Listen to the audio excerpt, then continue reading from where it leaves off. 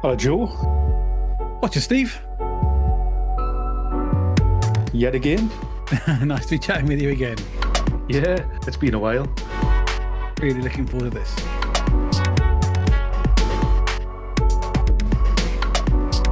So, this is episode 3, I think. And I think this is about the first time we're going to start getting into some of the subjects we brought up in the last couple of episodes in a bit more depth. Things that we've started to, things that we've indicated in previous episodes, we're going to now start talking to in rather more thoroughness, I guess, talking about very specific things. So that's going to be a really interesting conversation. And today, the subject is about communication, the importance of communication. Seems kind of ironic, doesn't it, really? Because it's one of those things where you think, well, you just need communication for every job. But I think there's something specific about this one in particular. Yeah, I mean, we talked about, communication is not just being able to have a chat.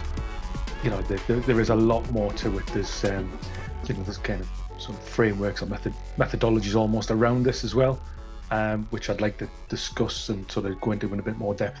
Yeah. It's not as obvious as just having a chat. Yeah, absolutely. Yeah. So we're going to follow our normal pattern. We're going to approach this with two different angles. In the first half, we're going to talk about the breadth of communication skills that someone in the delivery world needs to have, especially when you're quite senior in it. So all the different types of communication and why, as a chief delivery officer or a delivery principal, you need to be really competent across quite a broad range and have that broad set of skills about communication. And then in the second half, we're going to be a bit more practical and say, well, what does that mean in terms of the day job? What does it mean for talking with clients at various phases of client projects? And what does it mean in terms of talking with colleagues in the business? So it should be a really interesting conversation. Looking forward to it.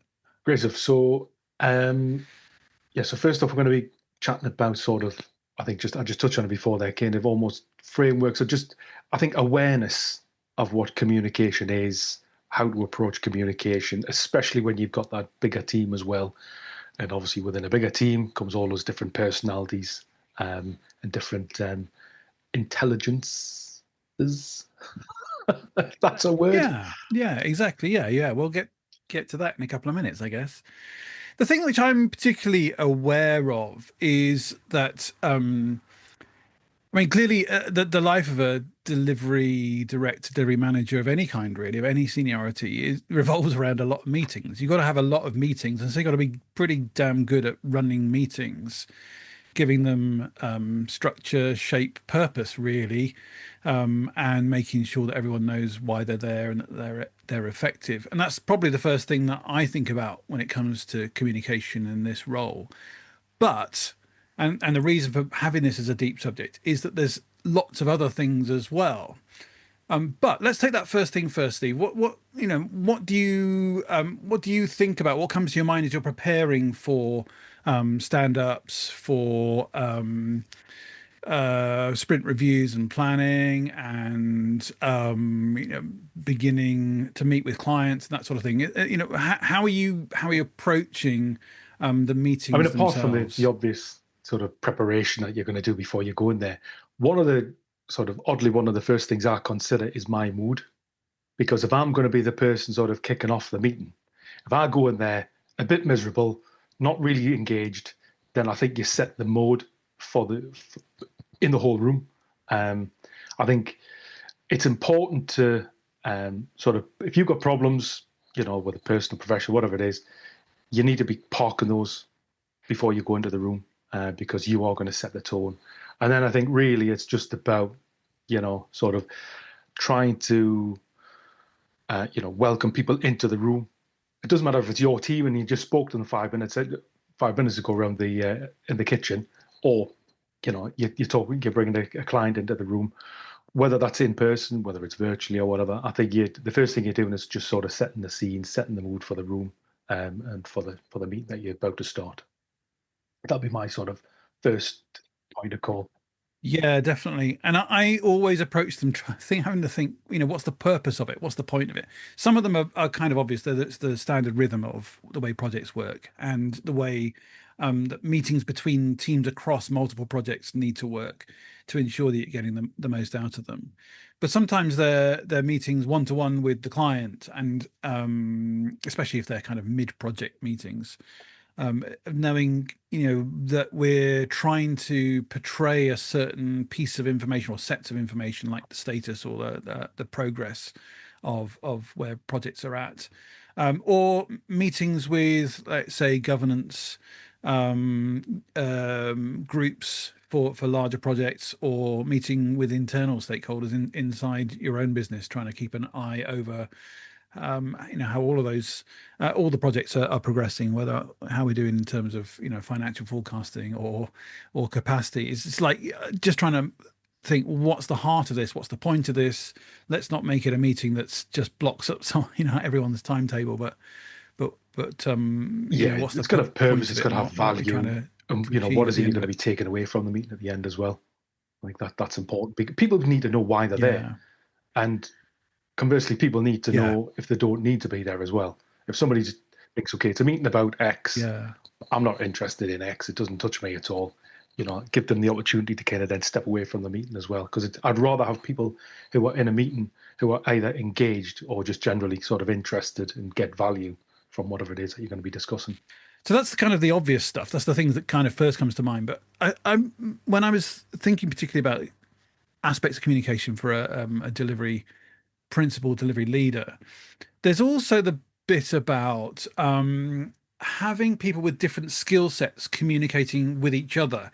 Particularly, you and I have worked in the digital project Yeah, delivery for most of our careers, and you have there a mixture of technologists, engineers principally, I guess, but there might also be some designers who are thinking from more directly from a user perspective than from necessarily the hard edge of back end code.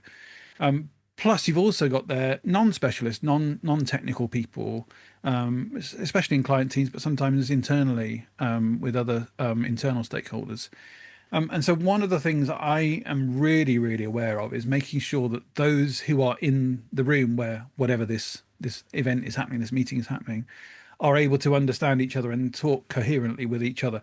And mostly that's translation, I think, of quite technical language into non-technical, comprehension, making hard and complex subjects accessible. I guess that is essentially what it is, and making them intelligible for people who aren't specialists. The place where you and I first met doing government work, I was particularly aware of that we were often in government yeah, departments together, in fact. And it's one of the things I was noticed in what you were doing frequently, Steve, as I was talking with some of the other engineers when I was leading the engineering side of the work, was how you were tuning in and listening to what we were talking about and working out how to digest that to go out of the room almost and talk with the other members, key members of the customer team, to try and make sure we got yeah. I the think one of best the out one of of the them. important things is sort of observing. When you're not the person leading the meeting, I think it's important to be sort of taking a bit of a step back there and just sort of watching the person over there and who, one of your stakeholders perhaps, and sort of seeing are they engaged or they're not engaged. Quite often, if they're not engaged, is it because of it may well be that they're not following what the discussion is. Um, I've also had times when I've been leading a meeting and I've agreed with somebody who I know quite well to do the observing for us because I want to see Mm. how messages are landing with certain people. Are those people engaged, or do they keep picking up the phone or the laptop or whatever?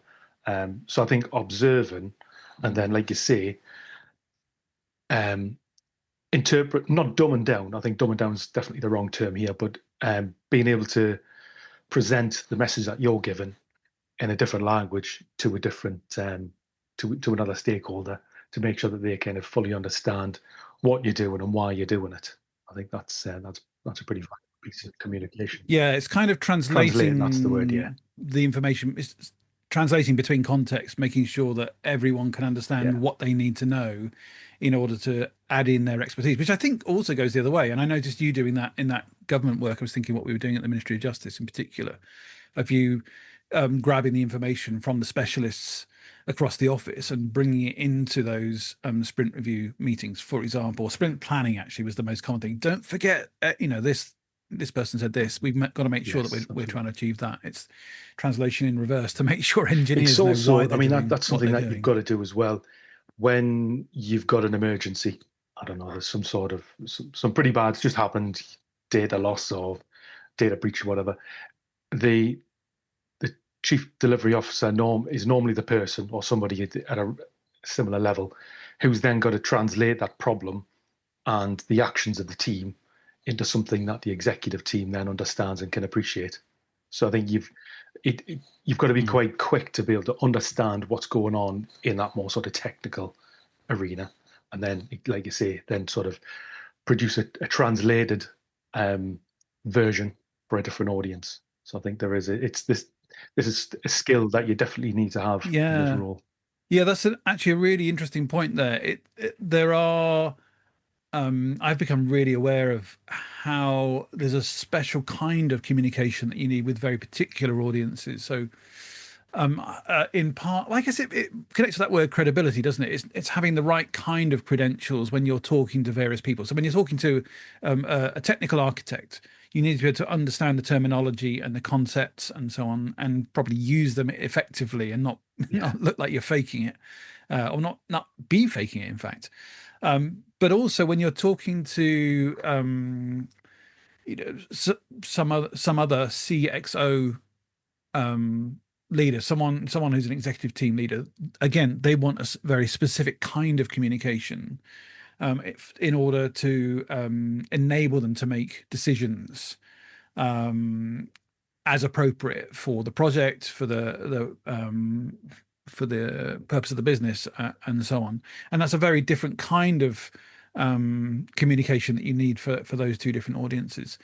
And then I was thinking as well that what you need in communicating with the product owner or your opposite number in the client world is clarity on progress or the state of play as things are, what's been done, what's been achieved, what's going to be achieved next, what's been worked on next, and what's further down the line and we need to prepare for.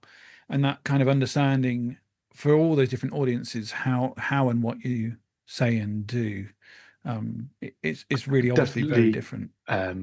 agree with the idea that you don't try and fake it here. Either you know and you have the conversation, but don't pretend that to know enough and start digging yourself a hole because you will lose all credibility straight away. And especially if you're trying to push messages further up the chain, if you're doing that and you're not, the message that you're giving across is not credible because you're and ahhing and that kind of thingy that we're trying to do. Yeah, they're just going to move on. They're going to be kind of pushing you aside. Then your um, credibility is kind of diluted, and they're going to be reaching out to somebody else, perhaps somebody technical, and then before you know it, you're being bypassed every time. Yeah. One of the other things I wanted to touch on is I was certainly very aware in several points in different jobs, different positions, that I got involved in large format groups pitching. Sometimes in the last role in particular, I worked alongside the commercial team, supporting them in the pitching process. Sometimes actually being at the pitch with them, but also at in other roles where the project has been quite a large one, extended over a long period of time through multiple phases, that there's been decision points to move between those phases, and that's often required presenting a report, a summary of information. So is the writing the report, that's one form of communication, writing coherently, putting together a bunch of slides that can be presented in the room, plus slides that can be left with people at that kind of decision making. Essentially, is a pitch, um, and knowing that you're trying to bring people to a point of, or to convince them or persuade them of certain paths of action. These are the options. This is the most appropriate, we think, but there may be other reasons that we don't. We need your insight to help us as a group collectively understand this and decide. And so there's that kind of dimension as well. We were talking in the previous episode, I mentioned in the previous episode that I'd had this Oh background yeah, in teaching. I trained to be a teacher, and I've certainly really found that very, very helpful. That training years ago, decades ago, very helpful in those kind of contexts, of being able to stand in front of a large group, not feel intimidated, and to be able to communicate in that environment. I wanted to just mention in that one thing that came back to mind that I learnt in those years of teaching was this thing called multiple intelligences, or the theory of of multiple intelligences. It is only a theory, so it's not something you push too hard. But the idea is that we all learn things in different ways when you're pitching something. That's an aspect of learning as much as anything.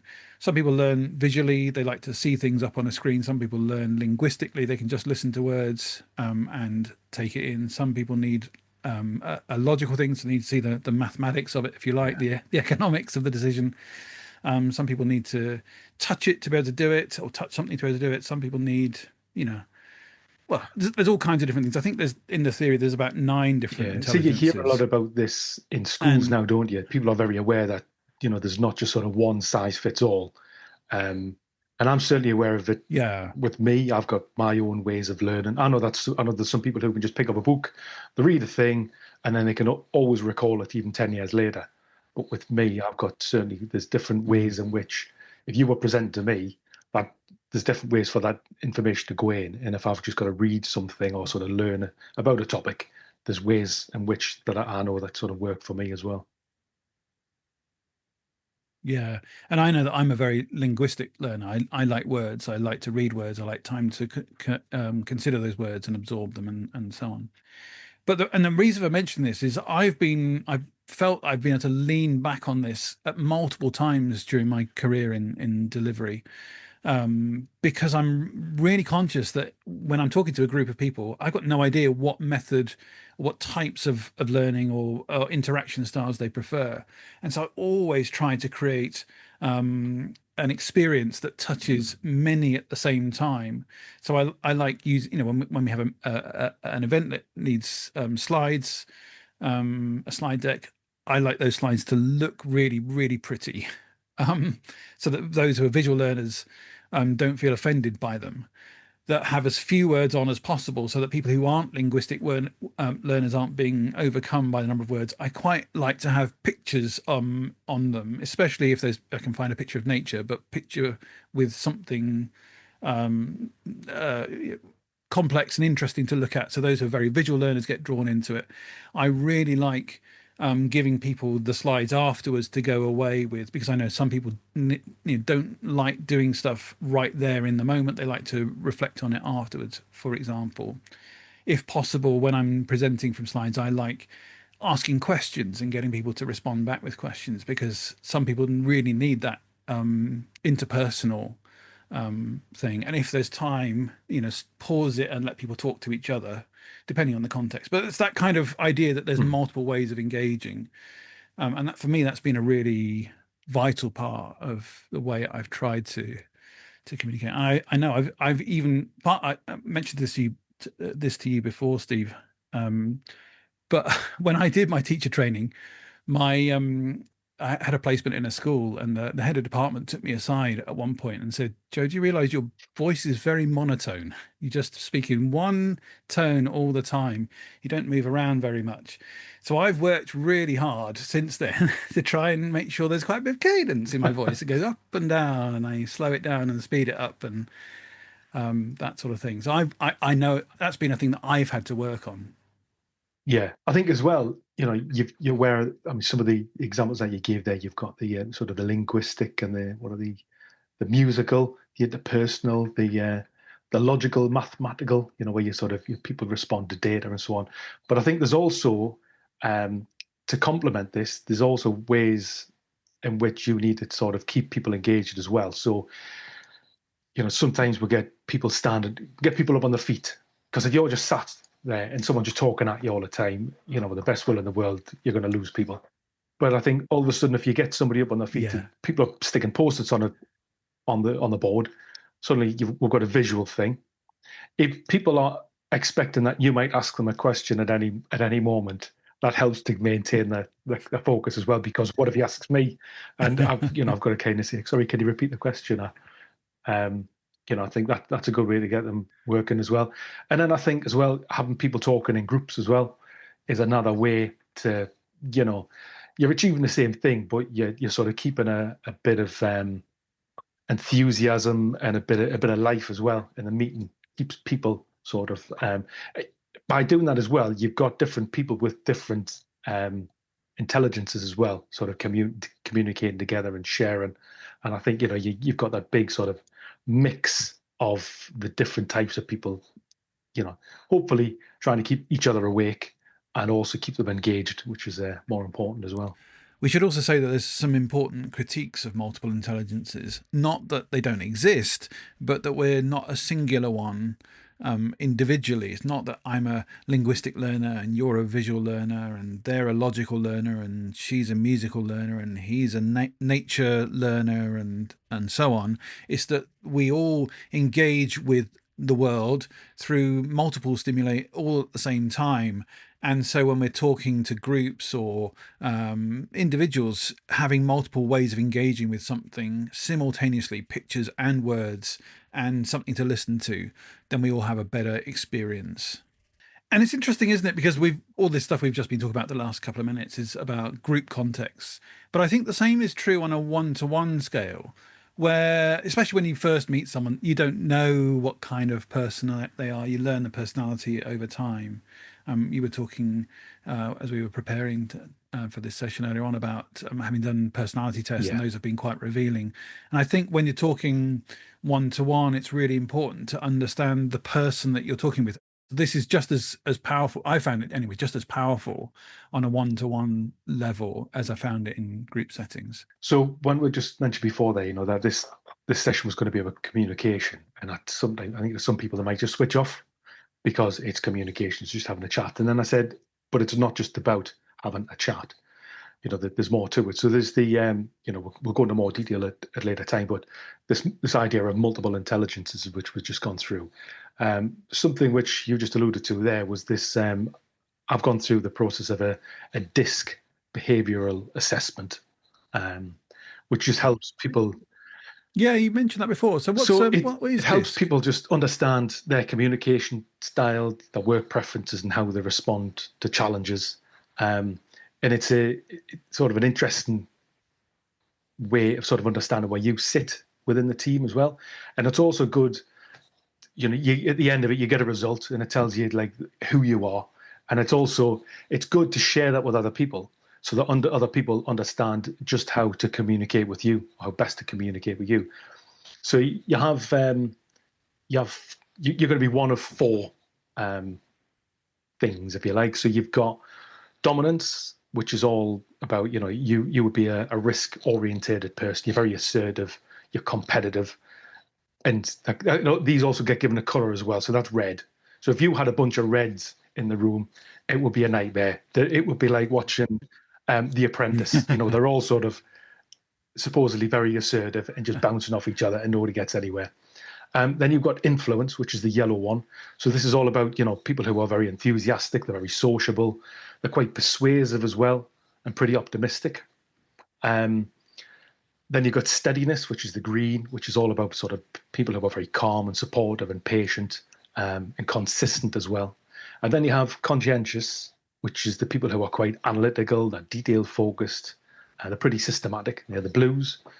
And what I found was in the organization that I worked in at the time that I'd done this, within the executive team, I don't think we might have had one, certainly didn't have any more than one red, this very dominant role, which was quite interesting because perhaps without really thinking about it, I just expected they would all be very red. But if you can imagine, if you've got a whole executive team and they're all very dominant, you're not going to get very far. But instead, they're quite enthusiastic and sociable.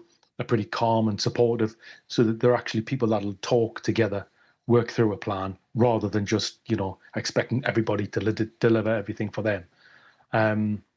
So yeah, I think if you know somebody's style, you can make sure that you give the dominant types sort of clear goals and autonomy. The influence types, you engage them with sort of collaborative brainstorm and that sort of thing. Um, you've got the steadiness types, you provide them with stability and reassurance. And then the conscientious types, you just share data and rationale with them. So you can also be one of two colors. I think I'm a bit of yellow and a bit of green. So influence and steadiness. Yeah, I did, having sort of gone through it and given a bit of thought. I think that does I think that does paint a pretty accurate picture of me. But yeah, so by knowing these things, it might just be the difference between whether or not you pick up the phone to speak to somebody, or you drop them an email, or send them a direct message or something. It can be as simple as that. You don't have to go into too much detail here. But yeah, I think this sort of the DISC assessment and the intelligences that we talked about before, I think they are two good tools to have in your toolkit. I think that's probably a good place to round this first section up, talking about the full breadth of communication skills. When we come back, we're going to try and be a bit more specific about what that means in terms of relating to customers and talking internally to colleagues in the business as well. So back after this short break. See you soon.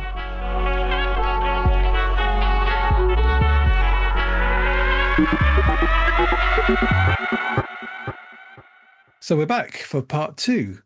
And in this second half of the episode, we're going to look specifically about what this means in engaging with customers and engaging inside the business as well. So talking externally to the clients, talking internally with colleagues. So this is really, I guess, where the rubber hits the road, and what it means to actually use these various types of communication, various modes of communication, and what it means in particular.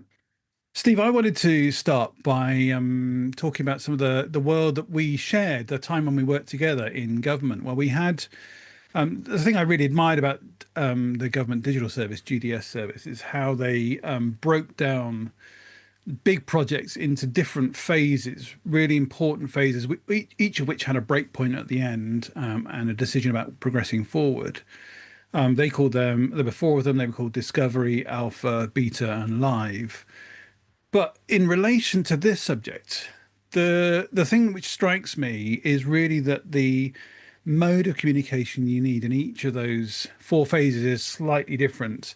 It's quite similar in the first two, and it's quite similar in the last two, but the first two and the last two are different from each other.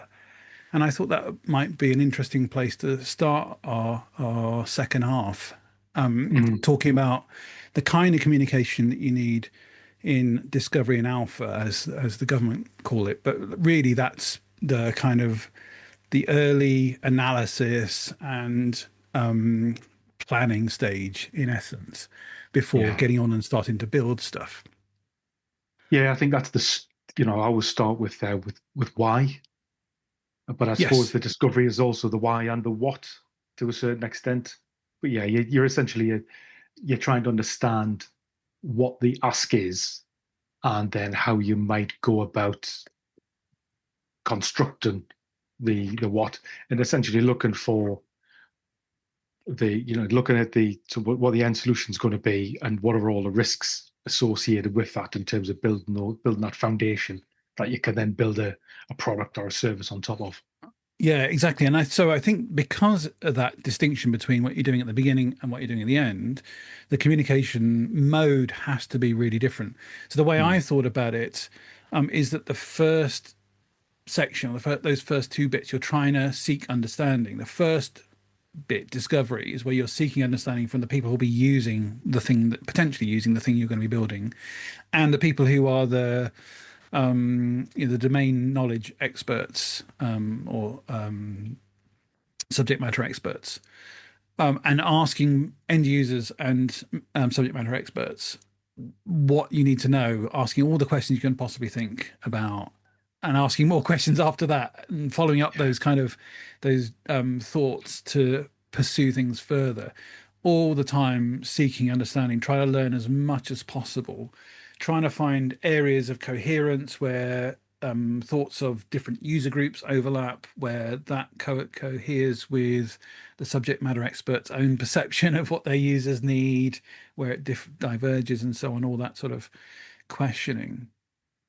Which I Yeah, think, and I mean, we experience quite a bit of that in government. Government has a really strong sense of the user needs coming first, but really it's about seeking understanding. yeah, it is. It's seeking understand, and I think seeking to understand not just the users, but I think sort of what actually is going to work as well. Because Yes. sometimes when you put these ideas together, you've got ideas that are then conflicting, that don't work together, that don't you can't meld those things together. And that's the point. It's easier to make to change the requirements or change the needs at that point. If you go too far down the line, once you're an alpha and beta, you've then got to sort of re-architect at that point, which becomes really costly. Um, you're going to affect the timeline that you've all been working to, and that no doubt you've been communicating out there as well.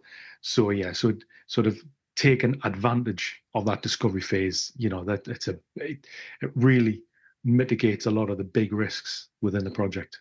Yeah, yeah. And then that alpha phase follows on immediately from it, at least in the government way of understanding things, Mhm. that area that we shared, where you're doing the things that are the discovery has indicated are the most important things to achieve. The service you're building has to do this, or the things which you've identified as the most risky for whatever reason, technically risky or institutionally risky or risky in some other sense, testing those out to make sure whether you've got an approach that will achieve that, or whether in trying to do it, that this approach is even correct. It's not necessarily that you're trying to build something on which you can lines of code in our digital world, lines of code that you can necessarily use later on. If that does um if that does become the outcome, then that's great, but it's not the intention. The intention is the learning. And so that's, I think, is what how it relates to the communication. What you're trying to do is investigate something to learn as much as possible, in order Yeah, to then shape how the plans fit together. and I think with non IT projects, it may well be that somebody creates that kind of cardboard version of the thing that they're trying to build because it's easy to sort of then put that down, move it around, cut new bits of cardboard in.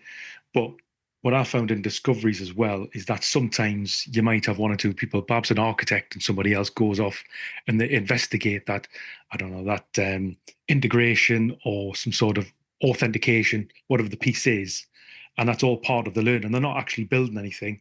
They're just doing that's part of the investigation. And then they come report back to the project and say, yes, it's possible. No, it's not. Or here's the middle ground or alternative solution. Yeah, And that then feeds into that. It builds up your knowledge and understanding that you gain yeah. from it in terms of what you set out to achieve with the discovery phase.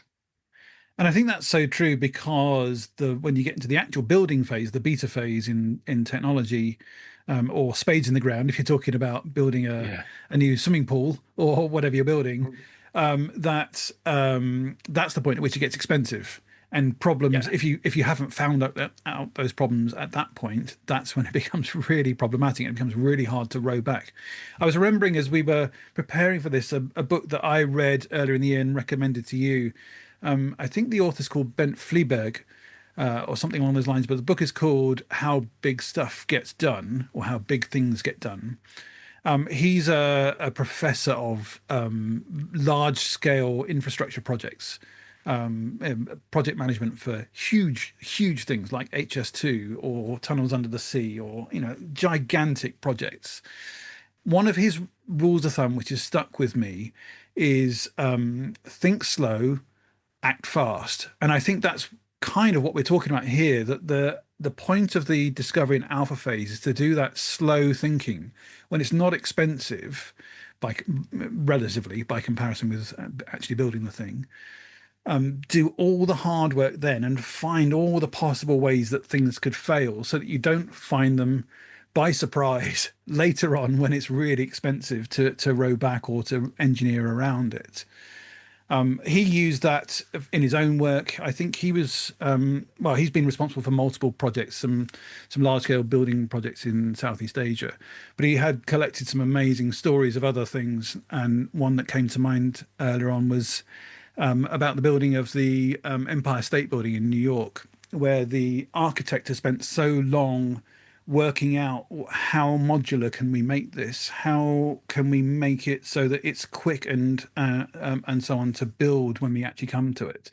They got that to such a level where I think at the peak they were doing something like 10 or 11 floors a day, increasing the height of the Empire State Building, which boggles my mind how something that gigantic can be built at such an incredible pace.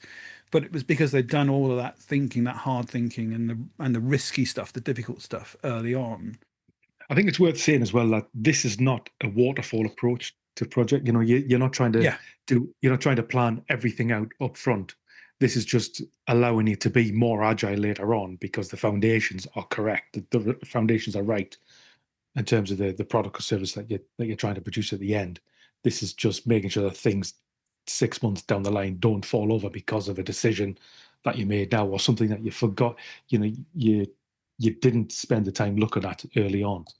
exactly. And I think what especially the prism we're using today is that how your communication changes depending on what stage of progress you're Yeah, at. And so the act fast bit, the second phase, which is it may well be the longest phase in duration, but you do it as quickly as possible, is the building phase. We're actually building the thing. So for us in our digital services world, that's actually building the service. And I think at that point, that's when communication changes, and it then becomes about progress essentially. yeah, Where are we at now? What has been done and how did it go? What needs to be done next? And do we need to adapt that based on what we've achieved so far? For example, building the Empire State, are we bringing bits in too quickly, or are we bringing bits in too slowly to go up 10 floors a day, or whatever? Could we go up 11? Could we go up 12? yeah. It's that kind of decision that you're having that regular, status update, status meeting, and then making those decisions about how you adapt to continue at the same pace, continue to achieve it in the same time. Yeah. But it's a really different mode of communication, isn't it? Yeah, and it doesn't matter how agile everybody is these days. You're always going to go into a big organization, and the client's going to say they want a plan in some form. They want a Yeah, plan, and for you to have confidence in that plan and be able to sort of communicate confidence back to the client, going through that discovery phase is vital because then you've then got more. You know yourself that you've asked a lot of the questions, you've answered the questions, and you've got mitigation in place for whatever risks that you might have unearthed as well. So yeah, I think it's all part of the communication and sort of building that relationship with the client, which is, and because you've done your groundwork, that's going to carry on through the project as well. yeah, yeah. And I think we're going to that second stage in particular. Then there's something about frequency as well that could be interesting just to talk about, Steve. I Mm. know that I've felt, and I think this is something I learned specifically from you as well, that transparency is really, really good. That more transparency is better than less, and full Yeah, transparency is the optimum if possible. But part of that transparency is about frequency of communication, making sure that you're talking about things as early as possible with as much view of things coming down the line as you can. I think you mentioned this a few minutes ago. And then making sure that those who need to be involved get involved with those discussions in advance to kind of clear up or prevent even misunderstandings. yeah. I mean, communication can be through um, sprint review meetings. I know for me, the best way to get a client to start, to maintain the client's confidence in what's happening is to not just be giving them a presentation, but actually put the thing into their hands as well. Whether it's like I say, an app or a service or whatever it happens to be, and being very open about the fact that this feature's not there yet, that feature's not there yet, but the progress that we've made takes us to this point, and then we can build on that. And the feature that you've been asking about for the last however many weeks is coming, and it'll be built on top of what you're playing with today. Yeah, yeah, exactly. And then I think as well there's something about the what of communicating with customers as well. There's we've just talked about status meetings and sprint reviews and so on. But reflecting what we talked about in the first half of this episode, there's something about the different modes of communication that people need. So definitely you need to talk about things and have space for questions and responses.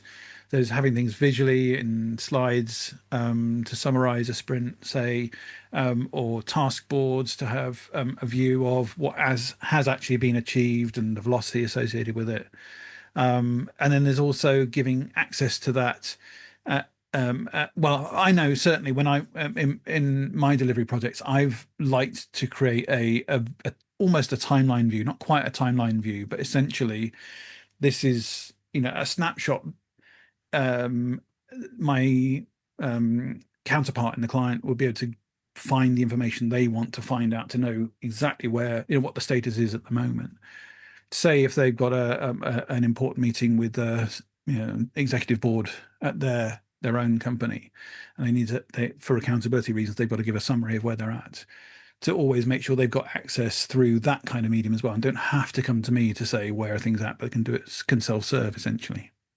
See, I like that, and I've often in projects sort of given a summary at the end of the sprint review, like a written summary to the client, Yeah, and in the same way that you're given there, it just means that the message that they're sending further up the chain at their side is consistent, rather yeah, than you avoid that whole Chinese whispers. Oh well, I didn't quite understand it that way. Actually, what you've written down there and communicated to the client, then it continues to wherever that person happens to share it next. yeah, yeah, exactly. That's where that, and we're going back to that idea of transparency, full transparency. You can see what you need to see in order to really understand where things are at, whether they're going well or going badly. And you can see fires as the sparks start to fly together and work on them together.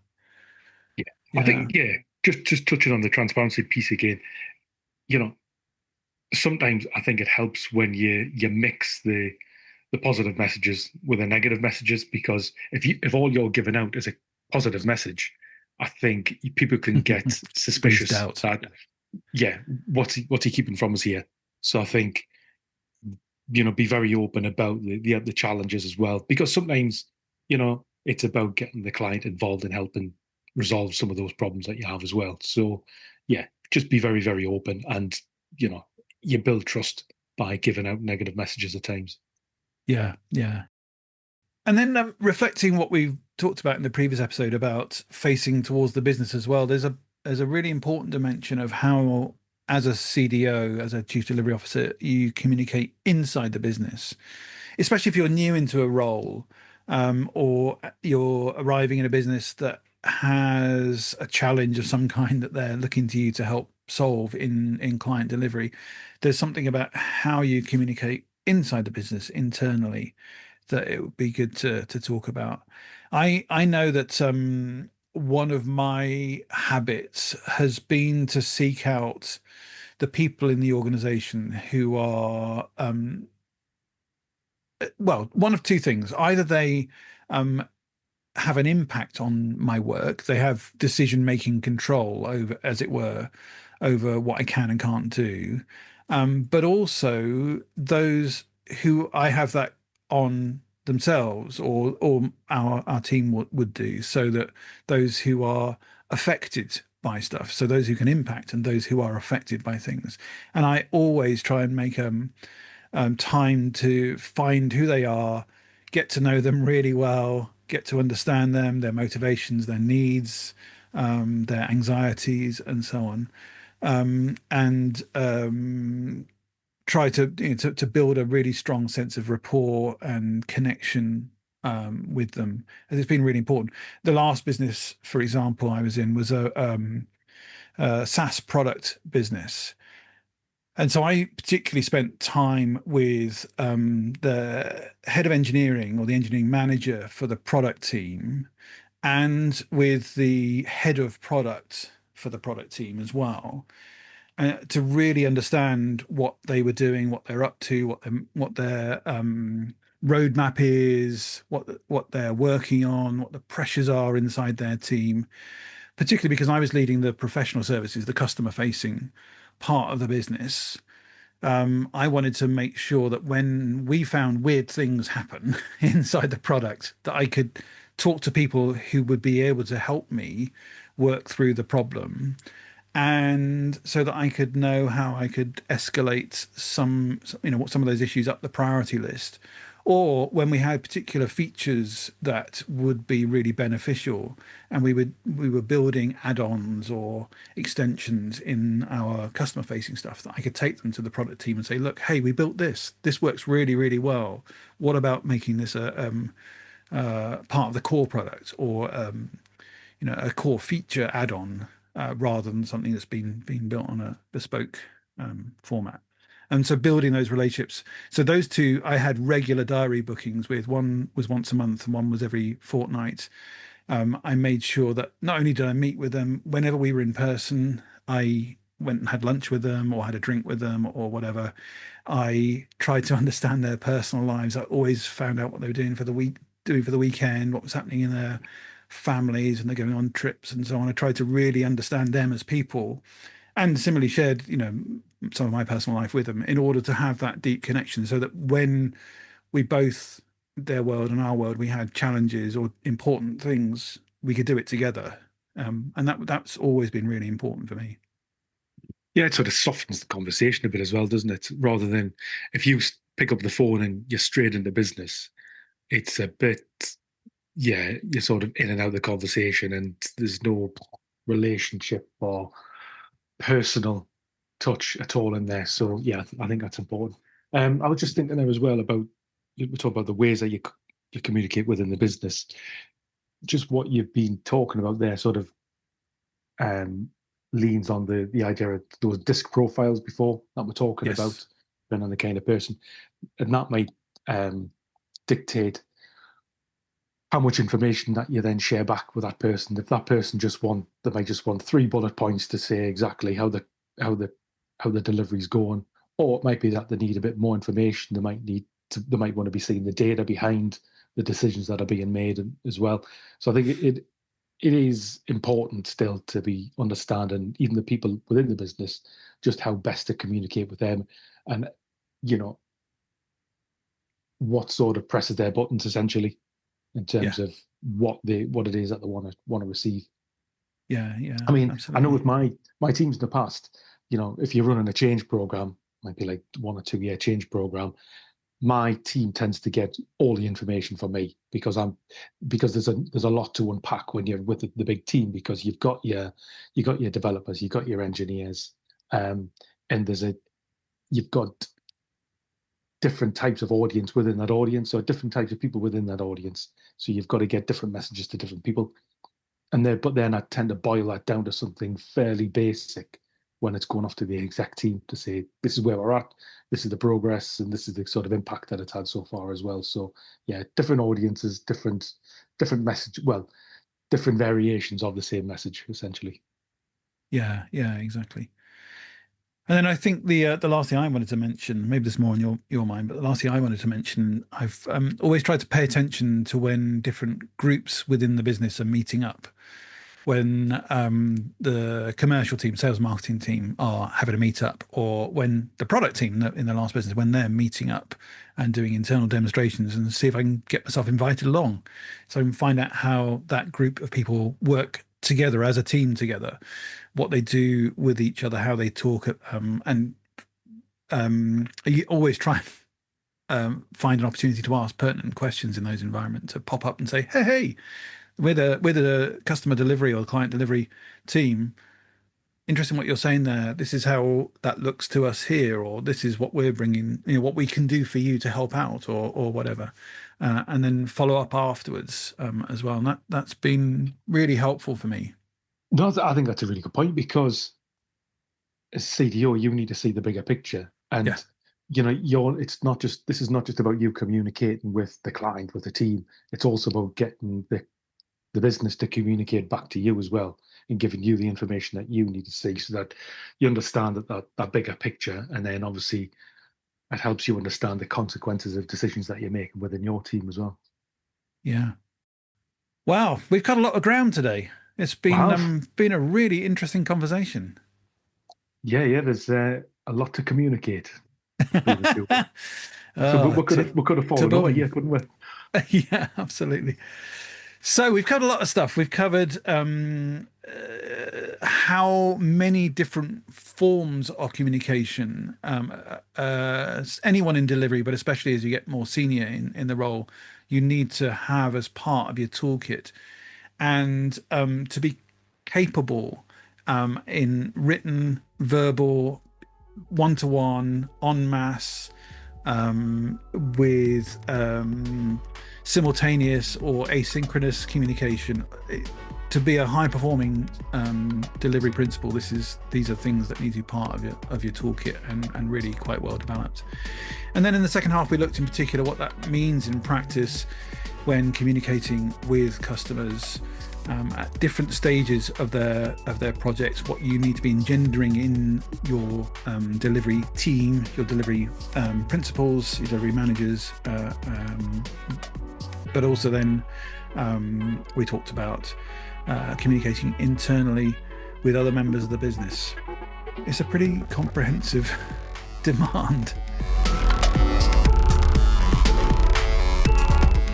It is, yeah, and I think there's a number of subjects there that I would like to discuss in more detail at some point as well. I would especially like to go off and talk about coaching and supporting and leading teams based on some of these subjects that we talked about today.